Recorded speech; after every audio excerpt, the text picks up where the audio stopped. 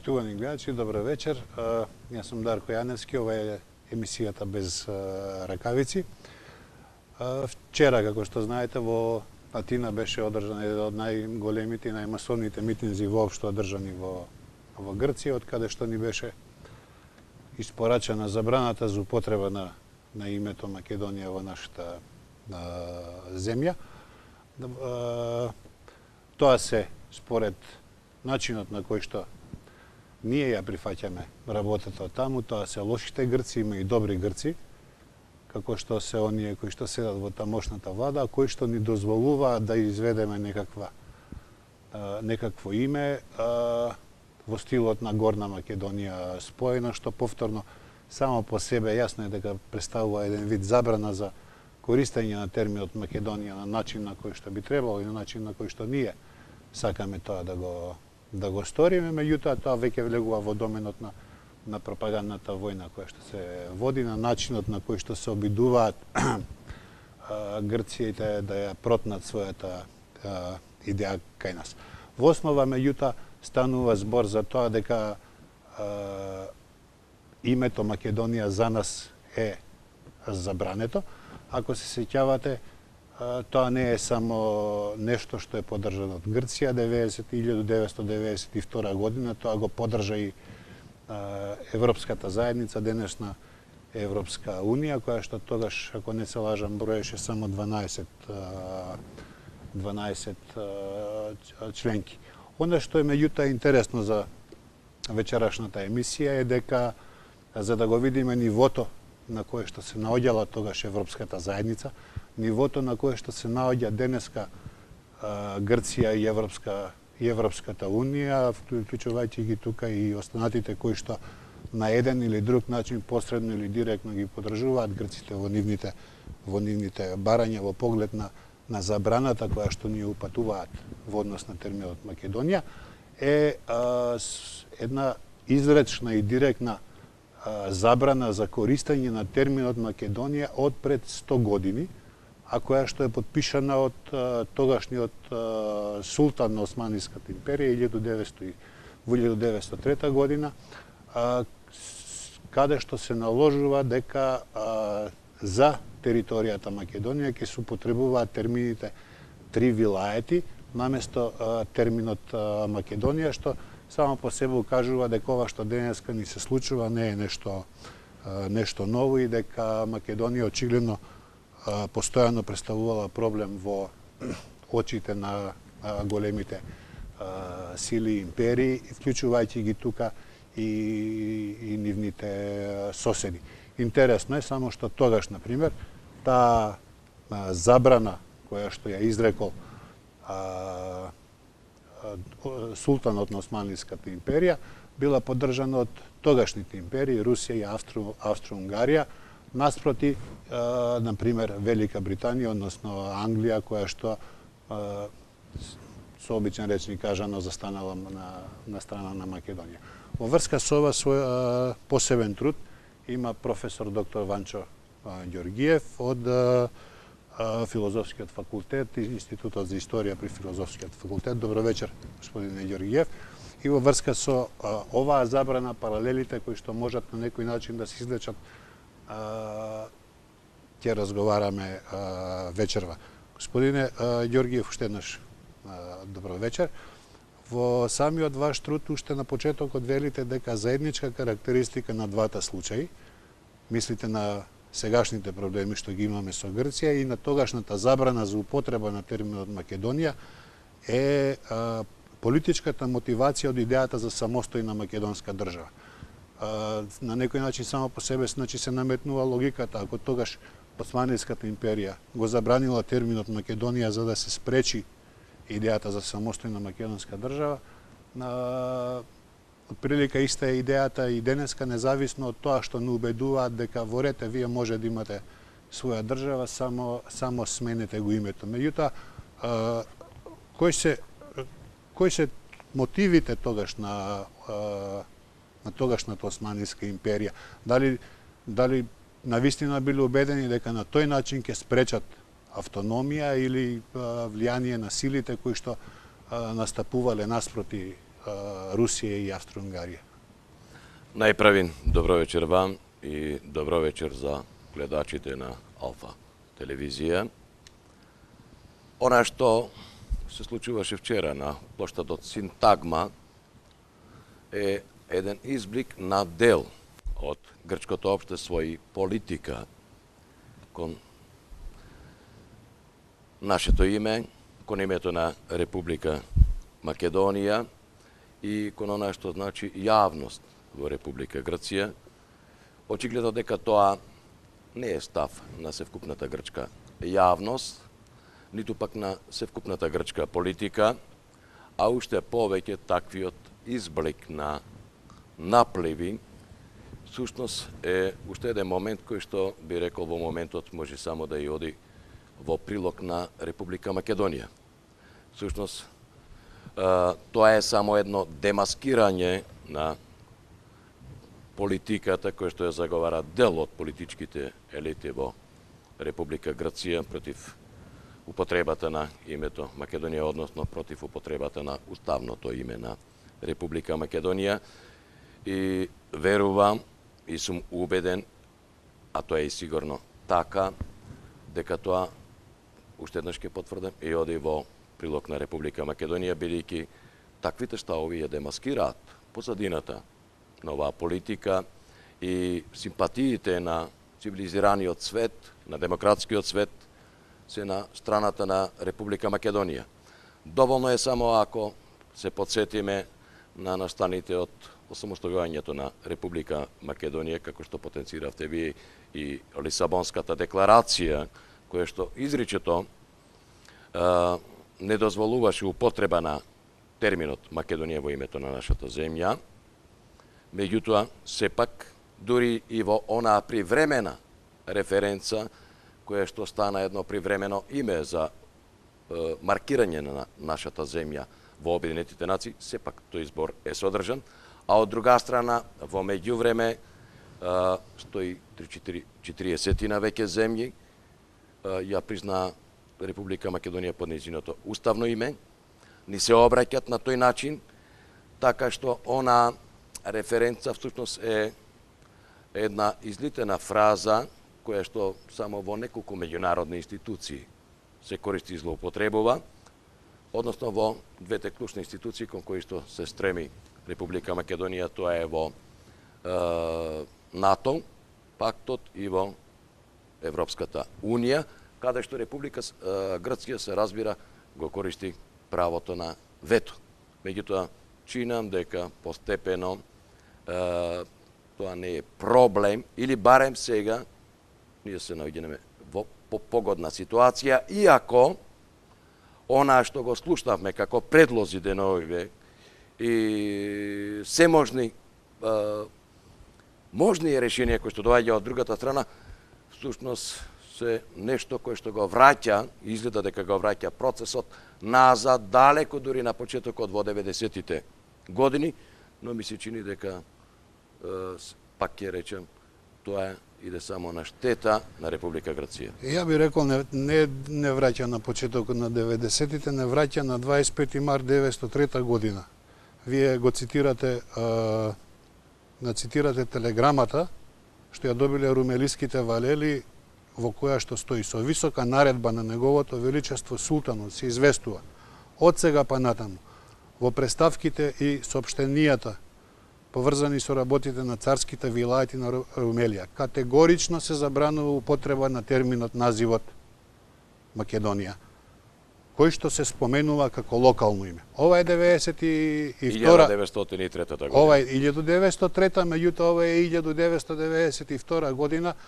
Е сега 903 беше империја начело со султан, тогаш имавме Европска заедница, како и да е. Меѓутоа наведувате дека терминот Македонија ретко се употребувал и наназад, пред оваа забрана од султанот, кога ја сватил опасноста од употребата на терминот Македонија, кој што води кон автономија, а автономијата води кон самостојна држава. Кон независна држава и распад на царството. На едно место велат, ако тоа се случи, тогаш ние не ќе можеме да одбраниме престолнината, мислат на Истанбул. Меѓутоа, зошто и наназад?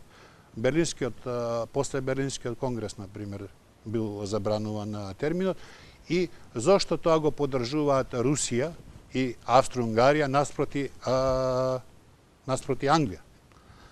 Статијата на која што се повикувате го носи насловот токму забранетото име, и вие убаво забележавте дека во предговорот на ова статија има еден, можеби, интересен заклучок во кој што дојдов до сознание и велам дека ако тогаш било забрането употребата на името Македонија, тоа е насочено кон сочувување всушност на статус квото на овој простор и зачувување на целоста на Османлиската империја, и тоа е насочено против создавање на една автономна провинција од трите османски вилаети, која што со тек на време треба прерасне во некаква автономија, потоа е независна држава.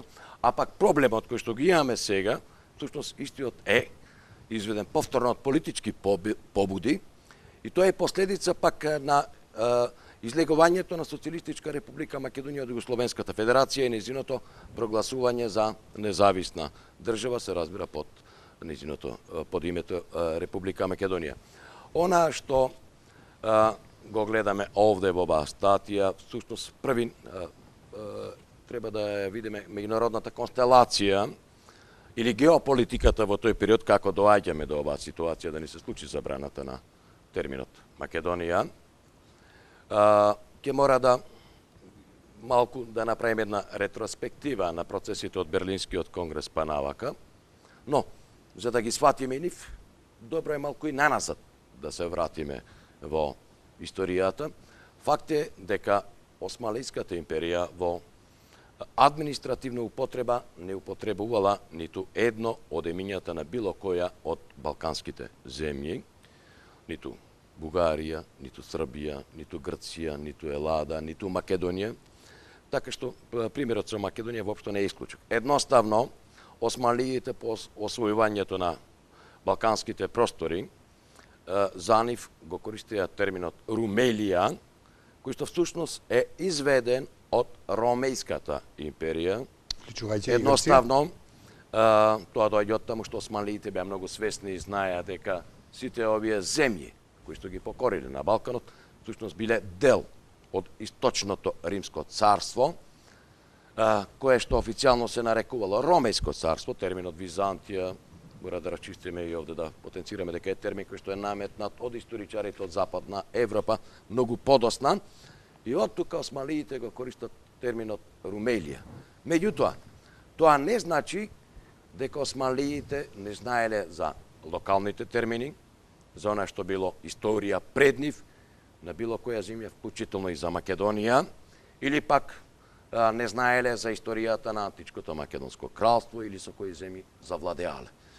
Како и да е, факт е дека во историјата долго време беше наметнат еден став дека тие воопшто не го користеле терминот Македонија, како што реков, тоа не е исклучок само за Македонија, туку и за другите балкански провинции и земји. Меѓутоа, моите истражувања покажа дека од Берлинскиот конгрес навак името Македонија е во длабока употреба во сите акти во комуникацијата помеѓу органите на османлиските власти, на централно и на провинцијско ниво. Така што тоа име го среќаваме во актите и дописите помеѓу султанот и канцеларијата на големиот везир, помеѓу големиот везир и другите министерства, како и во комуникацијата со нив, со представниците, нивните локални представници во Македонија. Но од друга страна останува фактот дека тоа нема административно значење, туку тоа го користат како едно име за една територија, за една географија и така натаму. Кога се отвора веќе по Берлинскиот конгрес, прашањето за балканските нации, за балканските народи, бидејќи мора да кажеме дека Балканскиот конгрес извршил многу големи промени, геополитички промени на Балканот, особено се наметнува како централно прашање на Османлиската империја, се разбира тоа што и остана на Балканот, македонското и албанското прашање. Меѓутоа, Албанија е зад Македонија на запад, крајниот западен дел на османлиската провинција, а Македонија е централниот дел на она што е останало. Постои ли било која варијанта во која што Османлиското царство таа Македонија ја третира како Грчка или како Бугарска? Не. Никош. Они нормално ја третираат како дел од својата империја. Тоа е дел од Османлиската империја. Меѓутоа, гледано историски во нивната документација или било како, постои ли некаде каде што на некој начин ја поврзуваат таа Македонија со некој од соседните држави? Значи, настрана е политиката, они нормално дека ќе се борат да ја задржат границата на својата империја до крај. Тоа не е спорно. Не. Меѓутоа, во таа аргументација... Такви информации воопшто не постојат во османлиската документација. Меѓутоа, факт е дека тие беа свесни за оваа територија и тоа се наметна меѓу европските земји и меѓу балканските земји оваа територија. Територијата помеѓу Шарп планина, Осогоските планини и Белото море да се именува како Македонија. И сите беа свесни дека во делот од оваа држава било некогаш античкото Македонско кралство. Но да дојдеме до клучното прашање како доаѓаме ли до забрана на името Македонија. Тоа е султанската забрана, всушност е последица на геополитиката на големите сили. Русија и предсе Русија и Австро-Унгарија? Апсолутно така. Се извинувам, спомнувате спогодба 1897 година. Тоа е една спогодба помеѓу Русија и Австро-Унгарија од 1897 година. Тоа е период кога големите сили во Европа, големите европски сили, всушност веќе се отратуваат во два спротиставени блока, кои што во наредниот период ќе го донесат првиот глобален конфликт, односно идната прва светска војна. Меѓутоа, тие постепено почнуваат да се диференцираат на две спротиставени страни и да создаваат своји сојузници и приврзаници. Секоја од нив сака да има контрола врз геостратешкиот простор, врз Балканот, бидејќи од тука се остварува влијанието врз Средоземното. А клучот е Македонија? А за да се стигне до тоа, треба да се идезе преку Македонија. И во таа смисла тие беа свесни и гледа што се случува, а од друга страна ги имаа предвид веќе интересите на соседните балкански држави кои што се создадоа на истиот простор. Тоа е од север кралството Србија, на северозапад, на североисток княжеството Бугарија и на југ кралството Грција. Сите тие имаа своји интереси и претензии кон Македонија, но тоа се сепак ситни играчи, чијшто политика или остварување на нивните национални идеали или интереси зависат од поддршката на големите сили. Во тој контекст, заради одржување на некаква стабилност, бидејќи овие две клучни сили им беше оставено правото од другите големи сили тие да ги решаваат прашањата на Балканот, сметајќи дека ниту едната, ниту другата во моментот не е подготвена за дефинитивен расплет на оваа прашање, се договори и постигна една спогодба за одржување на статус кво на Балканот до момент додека тоа е можно. Меѓутоа, една од клаузулите таму вели доколку тоа не е можно, а тоа нема да биде можно само ако тие допуштат, што значи тоа го планираат, тогаш се дозволува создавање на албанско кнежество, кое што треба се протега од Скадарското езеро до Јанина и останатиот простор, а тоа е всушност Македонија, да биде поделен помеѓу балканските држави, што значи уште тогаш се запечатена судбината на 1897 година. Пред договор многу подолго тоа што се Букурешти. случи во балканските војни, всушност е само реализирање на еден договор сторен претходно. Значи да се изврши поделба на оваа територија, тоа е територијата на Македонија, без да се наруши рамнотежата на силите помеѓу балканските држави. Што значи, речи си горе-долу, да се задржи Секој од нив да добие по еден дел? Секој по еден дел, без некој да доминира над другите. Се разбира, фактички, се извинувам, Букурешт ни е нас определен 1897. Поделбата е зацртана многу пред тоа, така. Меѓутоа, во меѓувреме, двете овие земји, ако тоа го подпиша, работеа да се подрие тоа статус кво, се разбира, секој во прилог на своите интереси и ги поттикнуваа со балканските земји кон една или кон друга насока и во таа смисла тие иницираа одредени сојузи. Со оглед на исторениот австријски интерес кон Солун, Русија цело време потоа почна да работи на приближување, играјќи на картата на православието и на славенството, на приближување помеѓу Србија и Бугарија, кои што беа во прилично нетрапеливи односи, за нивно приближување и да ги насочи против Австро-Унгарија, нели сметајќи дека на тој начин ќе го затвори пристапот на Австро-Унгарија на југ.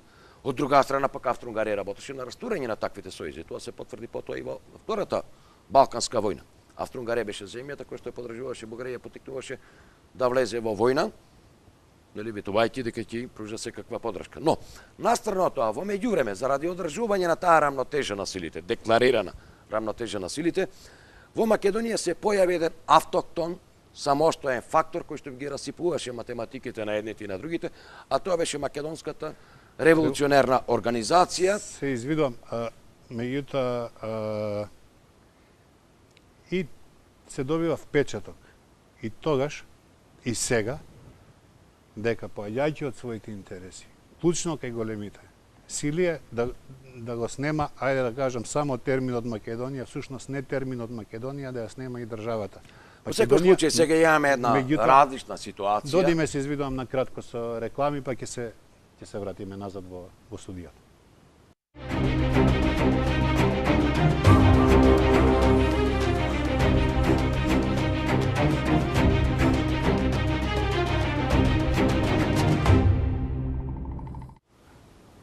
Ѓоргиев, ќе цитирам еден дел овде во контекст малку и на договорот со Бугарија, како Бугарија ја сваќала автономијата на Македонија. Тоа е извештај на второто политичко одделение, веројатно при бугарската влада, каде што Ќе дојдеме до тоа, ако дозволите да добро. Да ги објасниме малку процесите кои што ги започнавме. Во секој случај сега имаме малку поразлична ситуација.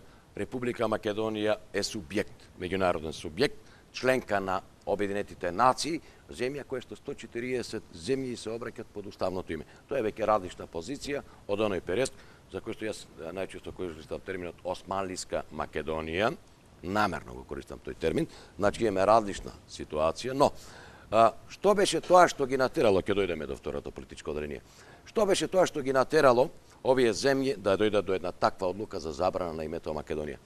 Тоа е создавањето на Македонската револуционерна организација, која што ја исфрли девизата и за своја цел си постави создавање на автономна провинција Македонија во рамките на Османлиската империја, со тенденцијата да прерасте во независна држава.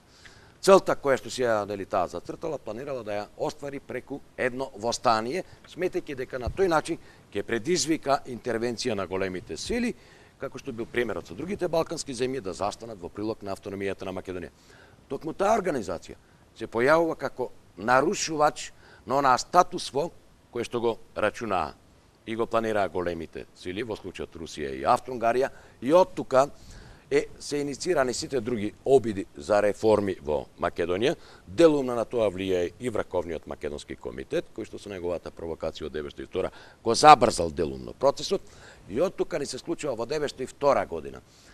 Во дипломатијата се отвара сериозно македонското прашање и како намера за превенција на идното востание во Македонија, за кое што се подготвувала македонската организација, се презема иницијатива за спроведување на реформи во Македонија.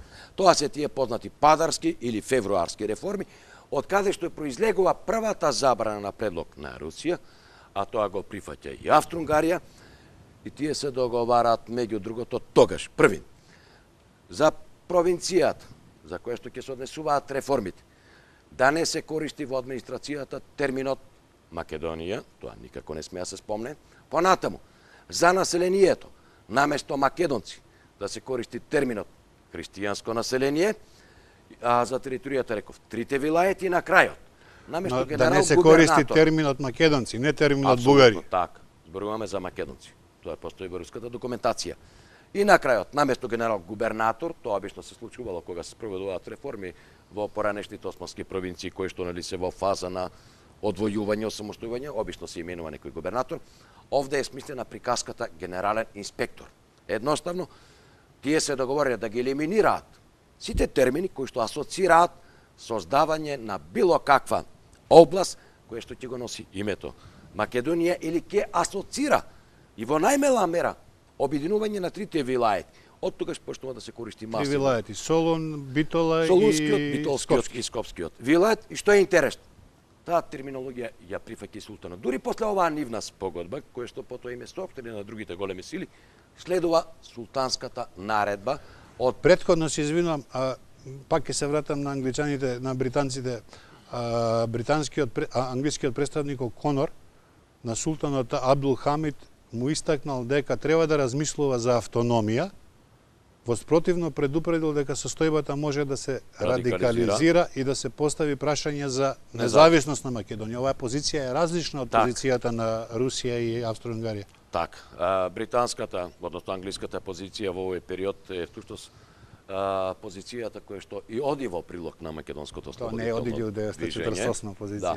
Меѓутоа, тоа е позиција која што произлегува од британските интереси.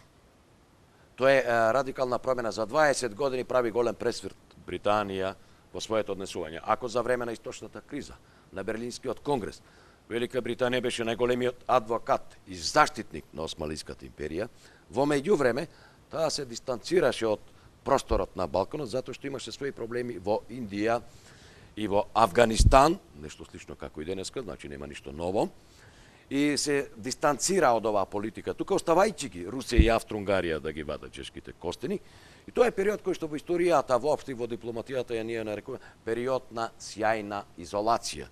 И од која рачити со дел од своите прашања таму, британците сега се појавуваат со сосема обратни ставови кон Османлиската империја, за да може да станат атрактивни, да може да го свртат вниманието и повторно да бидат фактор. Тие во случајот сега настапуваат со радикална позиција, која што е различна од руската позиција, која што е различна од австро-унгарската позиција и османлиската се разбира, сега веќе на нивна штета, тие настапуваат со приказката за автономна Македонија, тие најдолго и до крајот на 1908 година и потоа тие ќе протежираат таа приказна, меѓутоа нивното место го зазема едно друго место. Ако порано Велика Британија беше заштитник на Османлиската империја и адвокат пред европските големи сили, по нејзиното изместување тука таа позиција завзема Германија. Германија земја со капитал, со многу пари, кој што влегува со огромен капитал, ги гради железниците на Блискиот исток, во Османлиската империја. Тоа е неизгната подготовка за продорот кон исток.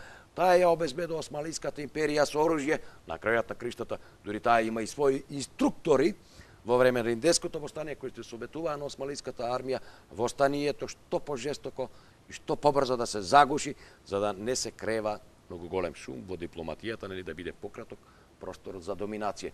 И во тој контекст на тие односи следува таа приказка, забрана на името Македонија, во кое што, односно една идеја од Русија и Австро-Унгарија за да се спречи создавање на македонска провинција, со тоа го прифати султанот, а оваа работа потоа отиде до една апсурдна ситуација, од која османлиите се соочија со тоа, следуваше заповедта која што вие ја цитиравте од султанот да се забрани секаква комуникација на овој термин, но во внатрешен промет. И што е интересно, тоа е забрана која што важи само за жителите на Македонија, за оние што живеат во Македонија, но не и за оние што владеат со неја, но не и за оние што имаат претензии кон неја.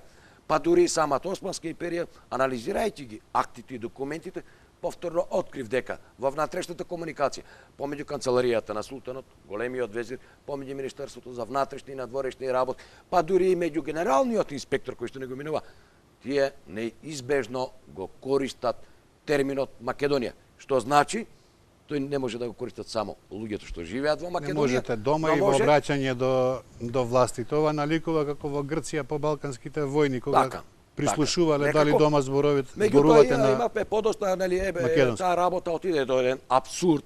Османлиите, раководејќи се од султанската забрана, почнаа да спроведуваат неверојатна цензура, која што ја засегна и Библијата, и стигнаа до таму да побараат цензурирање на Библијата и отстранување на терминот Македонија и македонци од Библијата.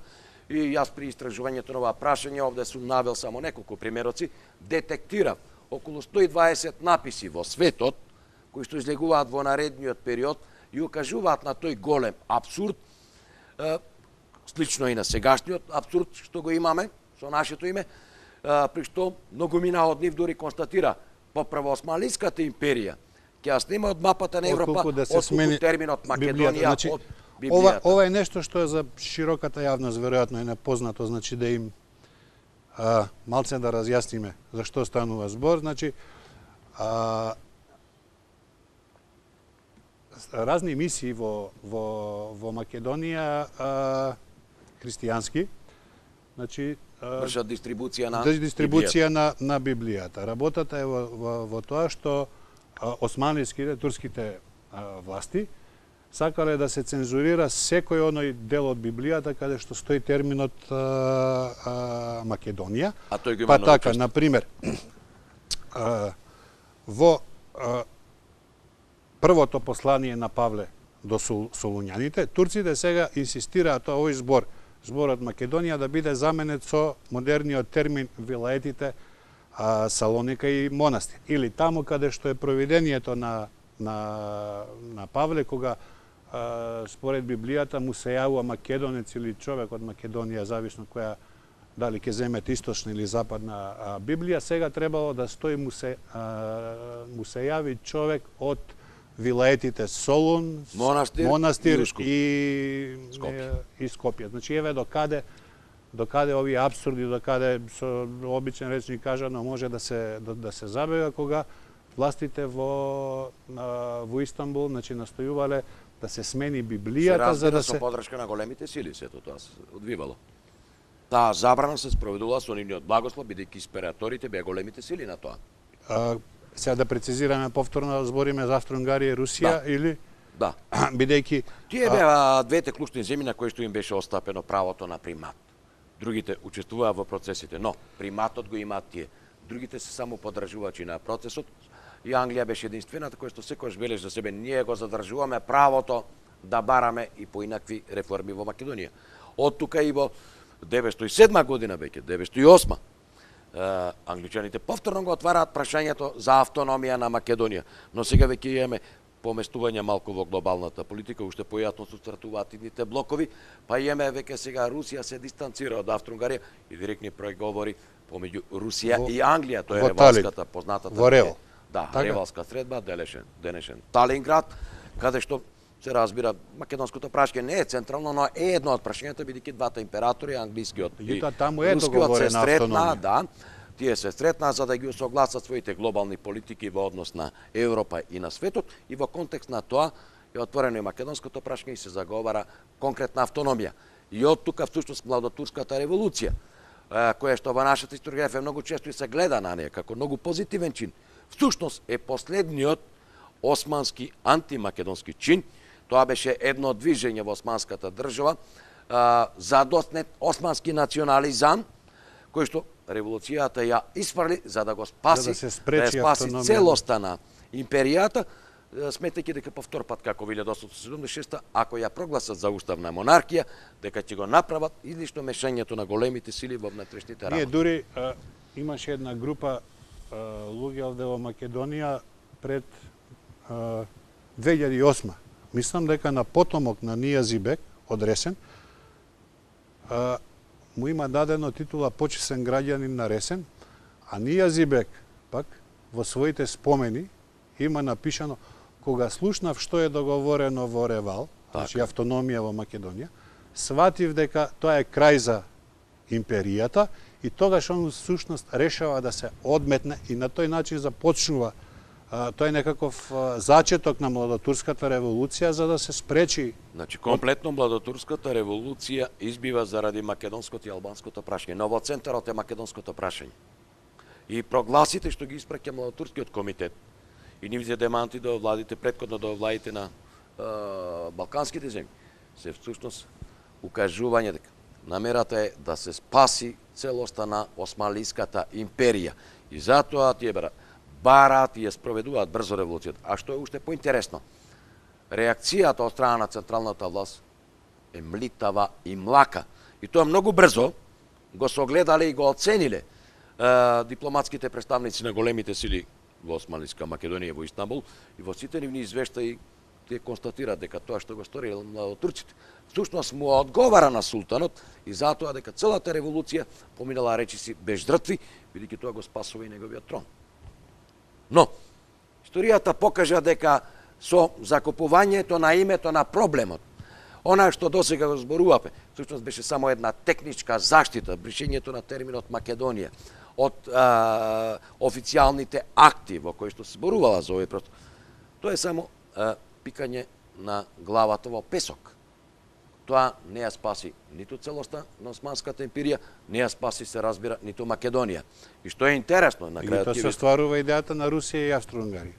Поделбата се реализираше на овој простор, османлиите ја загубија, Османлиска Македонија ја поделија сукцесорите, кој помалку, кој повеќе, и сега доаѓаме до еден друг парадокс. Османлиската империја пропад. Што е интересно, на крајот во преговарачките процеси во Лондон, на Лондонската конференција, турците веќе почнуваат да нудат автономија на Македонија, всушност од кога ја изгубија. А што е уште поинтересно? Република Турција, која што е денес, нели, наследник, одnosno тај легитимниот наследник на османлиското наследство, ја признава Република Македонија под нејзиното уставно име, со сите нејзини нишани, со јазик, со нација, со црква, со се што е значи белег на една нација, и по-парадоксално тоа, таа дури во актите на НАТО става фуснота, тоа што вели дека Република Турција ја признава Република Македонија под нејзиното уставно име. Точно со ова сакам, нели, и да го изведам на површина и другиот парадокс, дека историјата се мени и се врти. Битно е да се истрае. Иако некојаш еве османлискава држава одела дотаму што барала бришење на зборот Македонија од Библијата, сега во едни поинакви геополитички околности така натаму, таа е стратешки партнер на Република Македонија и еден од најголемите промотори. Интересно е, ваму наведувате дека дури весници на Хаваите го спомнувале овој апсурден случај со барањето од Библијата да се избрише терминот. Така, апсолутно, не само во Хаваите, и намерно отида по овие весници, бидејќи западноевропскиот печат пишуваше прилично обемно за ова. Меѓутоа, Како би стоело сега, ако има Јужна и Северна Македонија во Библијата, тоаш Павле кај дошол? Треба и таму да се менува. Веројатно Павле има проблем да препознае каде во која Македонија се наоѓа, бидејќи за Павле имало некоја Македонија, една Македонија, а една Македонија слушаме вчера од синтагма плоштадот дека била грчка.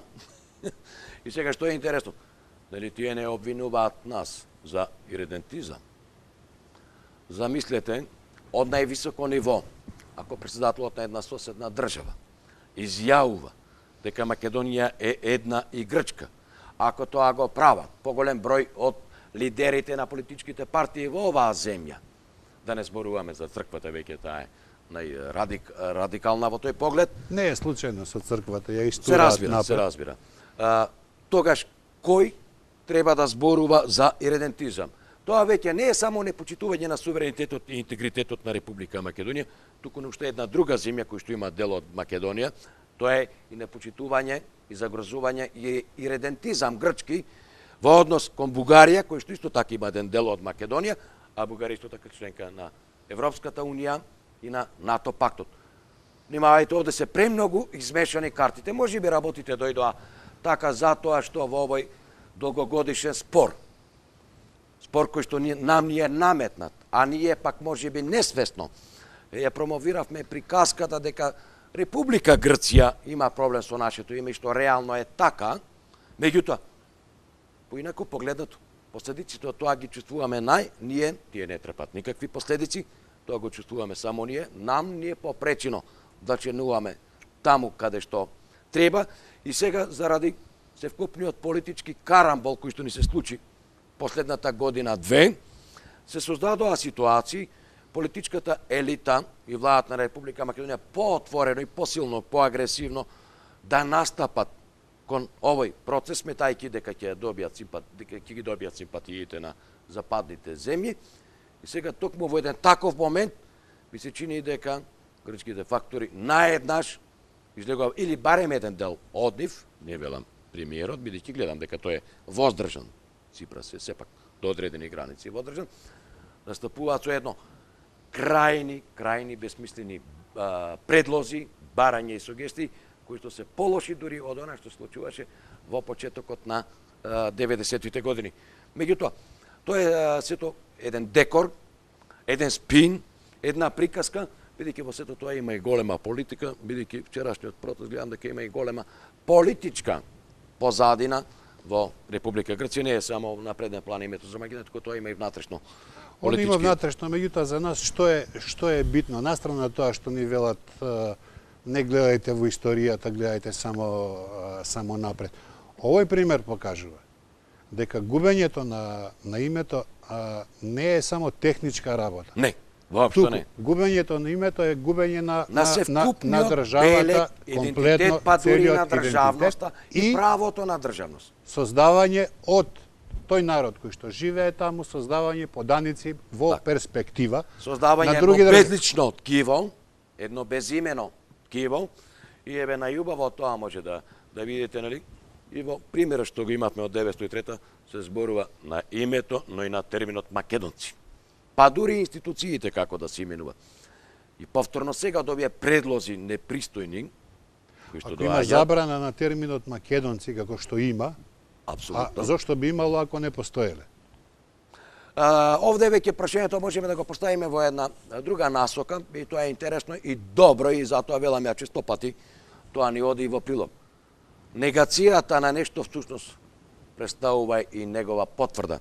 Вие не можете да негирате нешто доколку тоа не постои.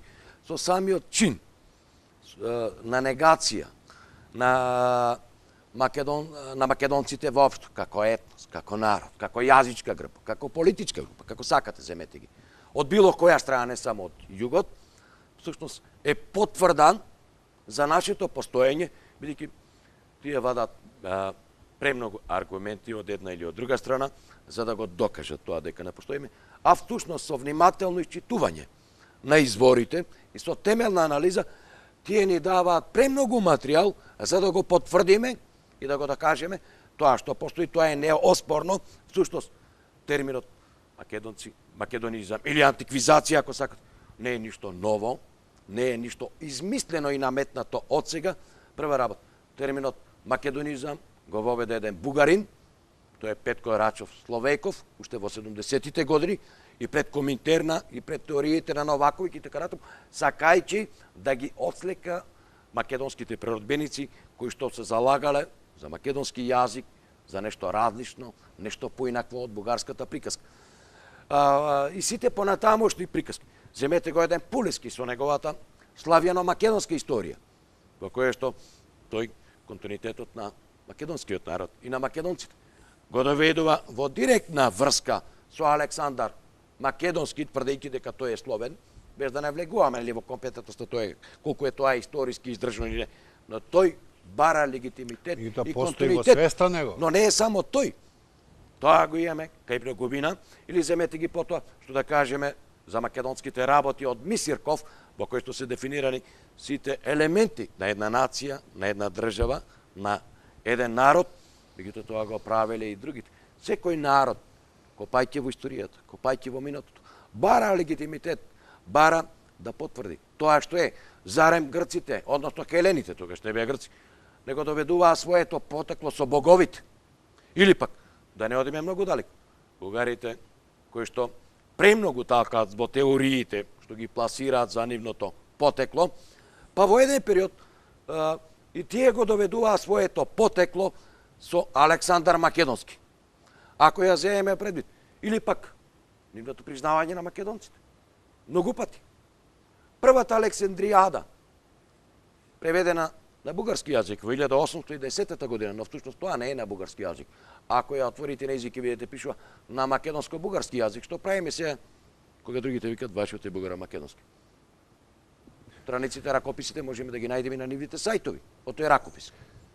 Кај бугарите, значи да се вратиме на ова пред малку што го спомнавме, второто политичко оделение, како они всушност ја сваќаат автономијата или независноста на Македонија, веле вака, тоа е орган на владата, претпоставувам. Автономијата, ако таа се оствари, нам не ни е потребна како одвлечен или посебен принцип на слободата. Таа треба да биде или бугарска автономија или никаква. Значи, Македонија или ќе биде бугарска или не треба ни да постои. Така. Убаво сте го забележале тој момент, но која е таа институција втора политичко оделение? Јас пред 20 на години истражувајќи за мојата дисертација го открив тој еден огромен извештај и реферат. Тоа е една институција создадена при Министерството за надворешни работи на Бугарија, се именува второ политичко одделение, предназначено исклучиво да се занимава со македонските работи. Така стои во неговиот наслов.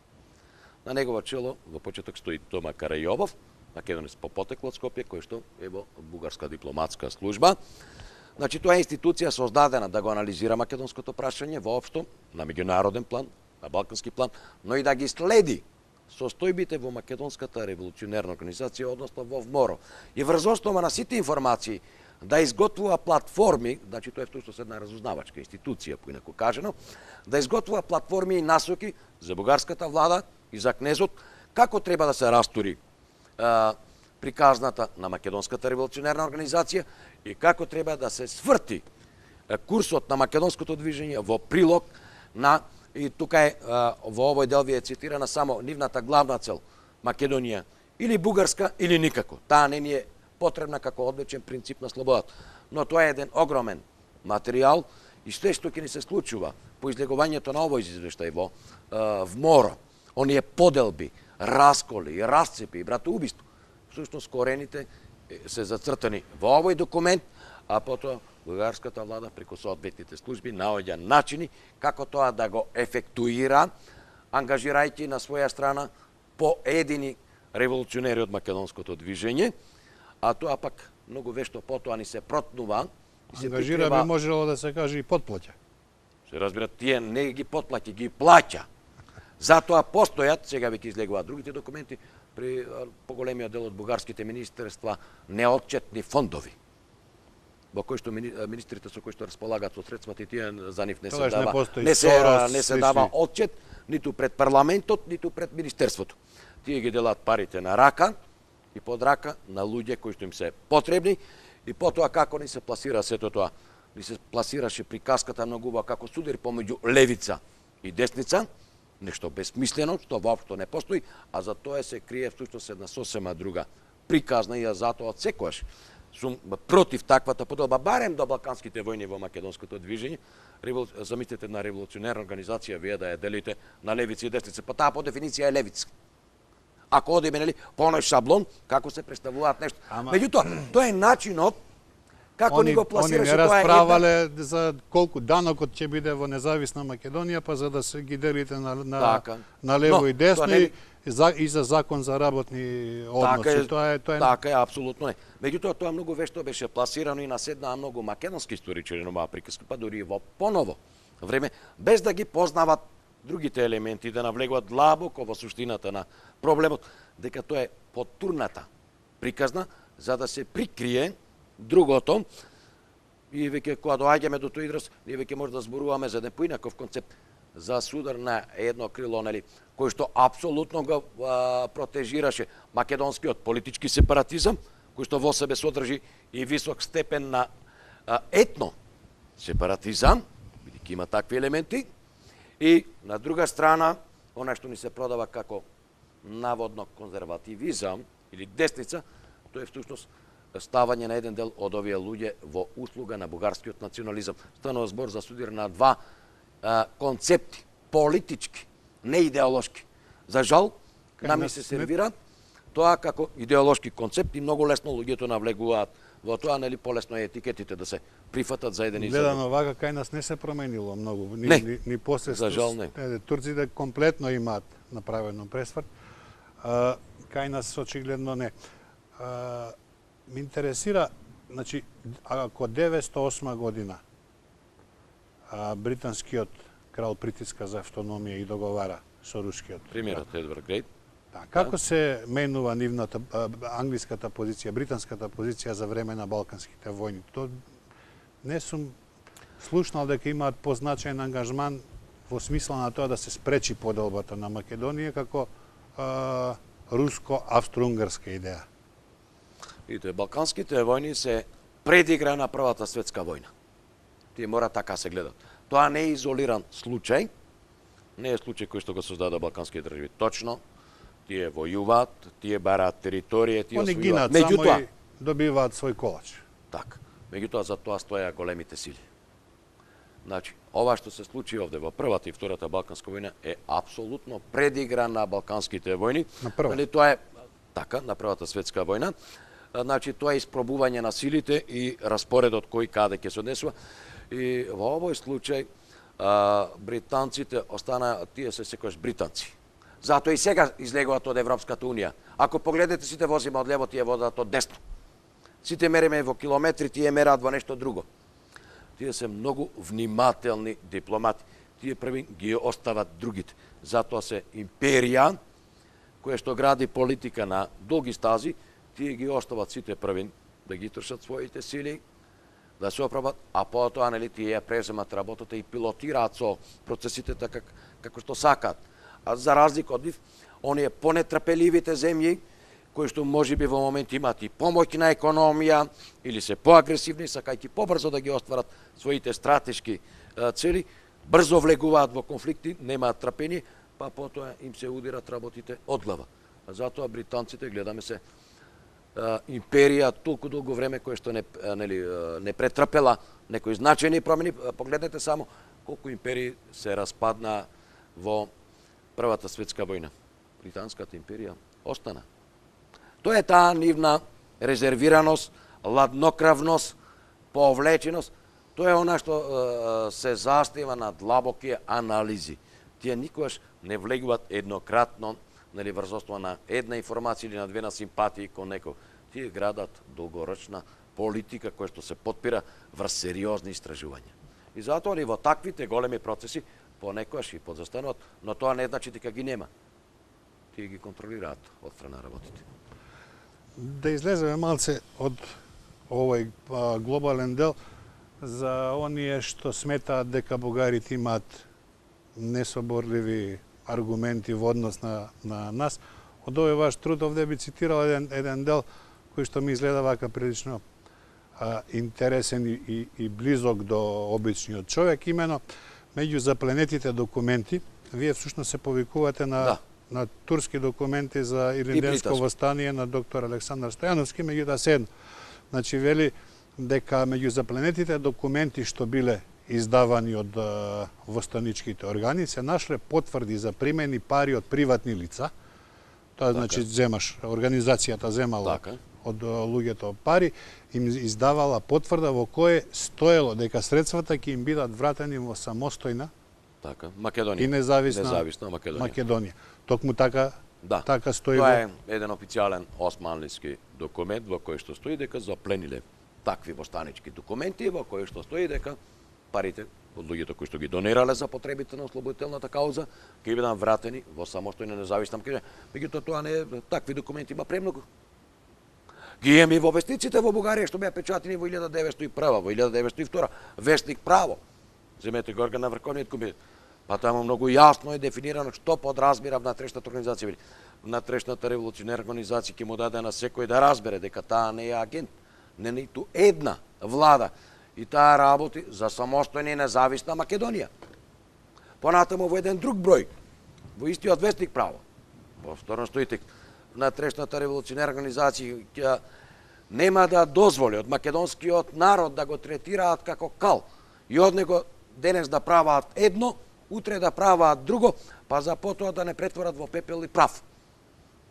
Понатаму тие има и приказка своја во 1902, но тогаш веќе ги затекна другите настани со Врховниот комитет, се размислуваше и се одеше дотаму и за отварање на прашањето за создавање на независна македонска црква, дури предлага и отцепување на македонските епархии од екзархијата и создавање на македонска држава. Така што тоа се неоспорни докази и овде не може никој да го оспори политичкиот сепаратизам на македонската револуционерна организација. Тоа е непобитен факт, нема ниту еден документ кој што тоа може да го побие, меѓутоа зад него го имаме и другиот момент кој што доаѓа потоа како втора фаза. Ако имаме во предвид како се создава нациите на Балканот, мора да знаеме дека нацијата е конструкција, општо прифатено правило секаде, на капитализмот, како се создала бугарската нација, како се создала грчката нација, како се создала било која друга нација во Европа. Тоа е продукт на институциите. Во Македонија немавме институција која што тоа ќе го направи. низ која ќе се канализира. И затоа оние поедини изблици, дали на Мисирков, дали на Чуповски, дали на Пулески, тие завршуваа на маргините, не се отпечатува нивните трудови, не можеше да се организираат институции низ кои што тоа ќе добие една форма и на тој начин другите обликуваа, создава едно поинакво мислење кај нас, но штом вие ќе создадете институција, приказката завршува. Во таа смисла, најдобра е пораката на бугарскиот министер за образование, Иван Шишманов, кој што во 1903 година, во средба со еден француски новинар, Гастон Рутие, кој што дошол да ја проследи состојбата во Македонија, патем поминал низ Бугарија и разговара со бугарскиот министер, кој што е навистина интелектуалец од високов во она време. И меѓу другото Шишманов ќе истакне, ако Македонија добие автономија, тогаш во неја не ќе постојат ни Срби, ни Грци, ни Бугари. Едноставно ќе постојат македонци.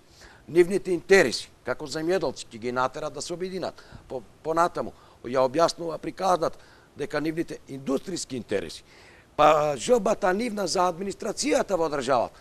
Ако Европа, на крајот додава, ако Европа мисли поинаку, таа се лажи. А ако Бугарија се надава на неква бугаризација, тоа се илузија. Тоа се зборови, објавени од еден француски новинар, а кажани од тогашниот министер за образование на Бугарија Иван Шишманов, кој што е неспорен, уште еднаш ќе повторам, интелектуалец. И авторитет во тоа време. Да ја завршиме со оваа тема, уште кратко време ни остана од емисијата. Едно прашање само во врска со една ваша книга од која што на многумини им се крева косата на главата, тоа е за Андон Јанев Ќосето. И само едно прашање. Значи, прелистувајќи ја таму, значи, не е спорно за него дека работел по налог на Гоце Делчев, меѓутоа има таму еден податок кој што ми се виде интересен при желбата негова да ликвидира еден гркоман од Гевгелија, кој што подосна станал србоман, Хаджидимов Цицо. Мислам дека беше, ако му грешив името. Ако му грешив името, простете. Тој бара дозвола, значи станува збор за 1896 година, тој бара дозвола од Даме Груев. Да, Централниот комитет, да. Даме Груев прво не сака, па после 7 дена му дава полномошно, пишан документ за он да го достави до локалната организација, за таа таму да му соодветна логистика да му обезбеди. Да му обезбеди логистика. Ќосето потоа прави тоа што прави, меѓутоа она што е битно, значи во таа цела приказна за него, дека тоа е човек кој што работи по налог на врвните раководители на организацијата и прилично е дегутантно и смешно да се напаѓајќи го него, всушност ги напаѓаме овие двајца кои што ги сметаме за комплетно целата кауза или целата организација, кои што ги Груев и Делчев, кои што ги сметаме пак за врв на таа организација. Најпрво се надевам дека на луѓето не им се крева косата наглава од мојата книга, туку напротив, тие што ја прочитале, се крева од човекот што постал. Книгата не. Ќе дојдеме до тоа. Тие што ја прочитале книгата, ја препорачуваат и со задоволство се чита, се споделува. Многу и доаѓаат потоа на дискусија. Поентата за да се напише оваа книга беше она неформална полемика која што се појави во јавноста, нестручна полемика, ненаучна полемика, која што беше отворена заради споменикот на Ќосето. Мојата книга јас не го разгледувам дали требало да биде тоа таму или не. Но, во врска со локацијата на споменикот на Ќосето, тоа е друга работа. Значи, во врска со локацијата на која беше поставен споменикот на Ќосето, се отвори една крајна импровизирана и крајна несериозна приказна од луѓе кои што нити ја познават приказката, ниту ја разбират, туку спинуваа и злоупотребуваа многу приказки и тоа беше поводот, а знаејќи и работејќи на многу други дела трудови книги, знам што се постои за ќосето, тоа беше еден повод да им понудам и да го преработам, да го видаат кој е ќосето. И кој ќе го ставите ќосето во рамките како и сите други, тој не е поразличен ниту од Христо Узунов, ниту од Јордан Пиперката, ниту од Ѓорѓе Сугари и така натаму, туку напротив е посилен, поорганизиран, дејствува многу подолго време и многу поодговорно. И што е битно преживува. Тој ги надминал сите премрежја, не е поентата да изгинете. Така, за погледите и ставовите на ќосето, доволно е само ако ја видат првата страница што искажал ќосето во 1933 година за неговата визија кон Македонија, или пак телеграмата од ќосето испратена до Лазар Колишевски, та јас ја објавив во Дневник. Каде што тој зборува за неговите визии и така натаму. Значи, во секој случај станува збор за еден извршител, се разбира, тој не припаѓа на интелектуалната елита, ниту пак на оние регионално раководечки кадри. Меѓутоа, слободен сум и констатирав и пак е потврден. Тој е можеби единствениот човек кој што перманентно е на располагање на Централниот комитет и на највисоките раководни кадри на организацијата, како што е Христо Татарчев, како што е Даме Груев, како што е Ѓорче Петров, како што е Борис Саравко, како што е Гоце Делчев. Ако некој ја изанализира книгата, ќе биде дека тој е човек кој што има неверојатен инстинкт за преживување на терен, за поминување на различни битки и премрежиња, кој што не дозволил никогаш, иако самиот за себе вели, јас сум прост човек, но никогаш не дозволил да биде измамен, да биде наместен од некој, да падне во некоја сериозна засуда. Претрпел многу, а бил неверојатно лојален кон сите. Без него, без неговите другери, без неговата генерација не ќе го немаме Илинден, ќе ја немаме Илинденската епопеја, ќе ја немаме приказната за Крушевската република. Еве само за куриозитет ќе спомнам едно од имињата во Крушевската република е всушност ученик на ќосето, До Курчев. Па тој беше на обука кај ќосето. А тој е клучниот човек кој што изврши улогата при преземањето на касарната во Крушево. Меѓутоа, за жал, многу од луѓето занемеруваат тоа, извлекуваат од контекст неколку работи од спомените, без да ги знаат другите документи, представувајќи го едноставно како масовен убиец без причина, со тоа ја навредуваат каузата, македонската борба, македонската приказка, воопшто македонската историја. Без борба, без револуција не се создала ни една држава, не се ослободил ни еден народ во Европа. Тоа го правија и партизаните, тоа го правија и комитите во 903 и пред тоа и потоа. Со културна револуција држава во Европа не биднала ниту во светот. Значи е потребно жртви, е потребно борба и секој е неодговорно или ispolitizirano, тоа очигледно беше тоа премногу силно ispolitizirana приказка и се уште забележувам по социјалните мрежи. Се користи како символ, нали, за одбележување на некоја друга политичка агенда или давање некој друг контекст ќосето. Меѓутоа им препорачувам нека седнат, нека го прочитат, нека го изанализираат длабоко. Да, ма тогаш нема да може да вршат пропаганда Ако се дознае или се прочита вистината за неа. неа. Се разбира, јас зборувам од аспект на наука, а луѓето кои што се задолжени за спин, нека продолжат да спинуваат, ако немаат друга работа, можеби за тоа се платени. Ви благодарам како и да е за гостувањето, господине Ѓорѓиев. Се надевам друг пат ќе имаме можност повеќе да поразговараме за некои работи за кои што немаше време вечерва. А вам, драги гледачи, уште еднаш само сакам да ви порачам дека поентата со забраната на Македонија не е случајна, не е ништо ново. Имавте прилика да чуете дека таа ја имало, се среќавала и пред 100 години и пред тоа, и дека суштината на таа поента е да не постои државата, што македонци. Во случајот сега е македонци. Државата да е прилично безлична. Барем во сегашниот актуелен проблем. Така, меѓутоа тоа во перспектива може да води кон растурање на државата, ако таа држава остане без свој историски корен, Ако остане без идентитет. своето име и без свој идентитет, тогаш во една констелација на меѓународни односи не би било ништо спорно ако таа држава и се подели така како што е зацртано всушност во таа спогодба од 1897 година меѓу Русија и Австро-Унгарија за Македонија како земја на 3 вилаети, што подосна се остварило во Букурешт, односно со Балканските војни и со договорот во Букурешт 1913 година. Ви благодарам за вниманието, имајте убава вечер и се гледаме средниот понеделник.